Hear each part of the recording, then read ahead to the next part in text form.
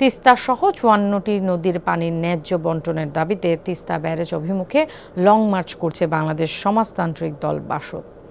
সকাল 10:30টায় রংপুর থেকে নীলফামারী তিস্তা ব্যারেজে যাওয়ার আগে শাপলা চত্বরে সমাবেশ করে তারা। এ সময় বাসদ নেতৃবৃন্দ বলেন, স্বাধীনতার পর থেকে বাংলাদেশের সকল সরকারের নতজানু পররাষ্ট্রনীতির কারণে পানির ন্যায্য হিস্যা আদায় হচ্ছে না। আন্তর্জাতিক আইন অমান্য করে ভারত তিস্তার উজানে বিভিন্ন ধরনের ড্যাম খাল খনন করে নদীর পানি শূন্য করলেও সরকার কোনো উদ্যোগ নিচ্ছে না। এসব নানা কারণে বাংলাদেশের পানির স্তর আশঙ্কাজনক হারে নিচে নেমে গেছে। ২০৩০ সালের মধ্যে নদীগুলোকে বাঁচানো না গেলে কৃষি উৎপাদন ১৪ ভাগ কমে যাবে বলেও দাবি করেন তারা।